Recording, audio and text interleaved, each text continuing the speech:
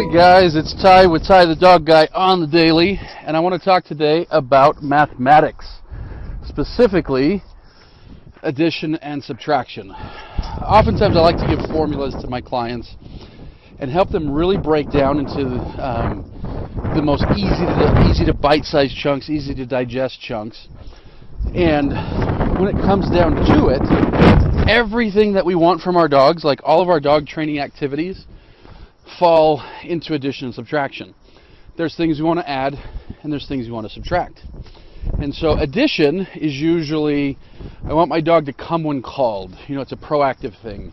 I want my dog to heel when told. Now sometimes the subtraction almost seems like, you know, the opposite. You know, I want my dog to heel properly and I don't want my dog, I want to subtract the leash pulling. But in any case, you know, subtraction might be things like jumping on me, chewing my stuff, peeing in my house, you know, things like that. And like I say, addition might be coming when called, sitting nicely to get dinner, things like that. And so when it comes to addition versus subtraction, we treat them in different ways as far as how we go about communicating those concepts. Now, subtraction oftentimes is the easier of the two to fix.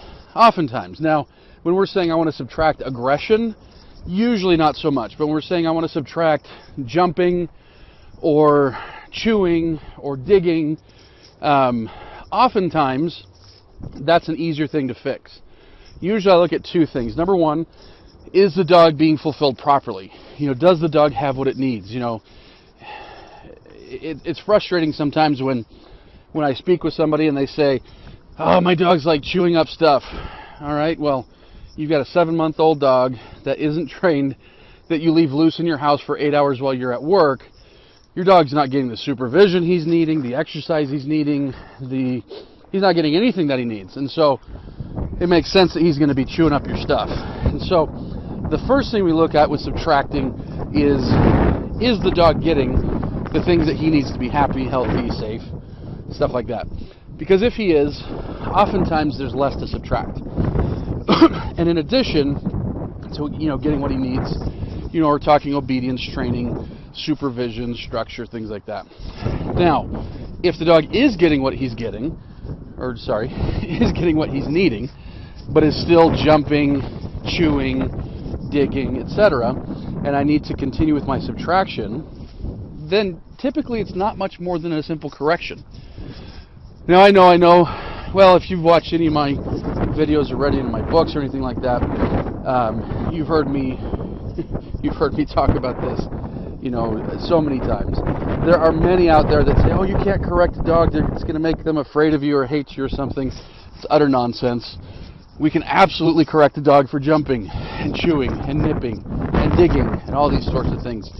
In fact, it's healthy to correct our dogs when they do this, so that they understand what's okay and what's not, because a lot of these are safety issues or, you know, really expensive things that the dog might be destroying.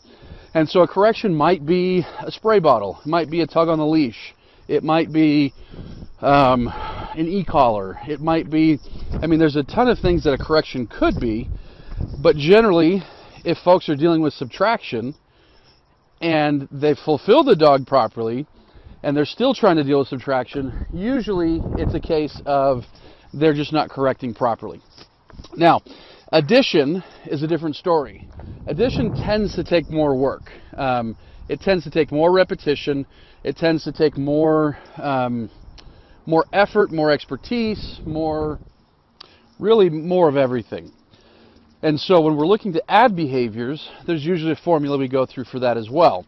So first things first is we've got to teach that behavior. And so oftentimes that might be just simply luring the dog's body into position, or, you know, using some food or something to kind of get the dog's body to do it. So when I say get the dog's body to do it, it might be, I want you to come, and so as you do, you get some food. Or I want you to sit, so I'm just going to kind of slowly pull up on the leash and push down on your rear and help you understand how to sit, or things like that. So we need to create the behavior. And then once the dog understands how to do the behavior, then we need a ton of repetitions. And then once we've done a ton of repetitions, now we need a ton of repetitions with different distractions. And now different areas.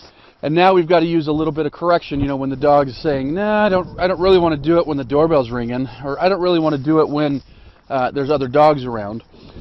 And so like I say, it requires so much more repetition, but if we first teach, then add repetition, then add variety, and along the way we're using correction to help the dog realize that, you know, it's the rule, then that's how we go about addition. And so like I say, it tends to take so much more repetition, whereas, like, for example, you know, a dog who's jumping, I don't know, 5 or 6 corrections, and the dog's really not jumping so much anymore. And so there's very little repetition required to subtract in most cases.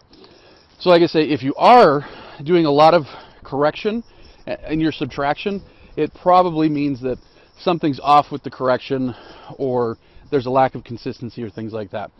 So don't think that your dog doesn't understand math. Your dog absolutely understands addition and subtraction. And if you understand it as well, you can get some nice things done with your dog.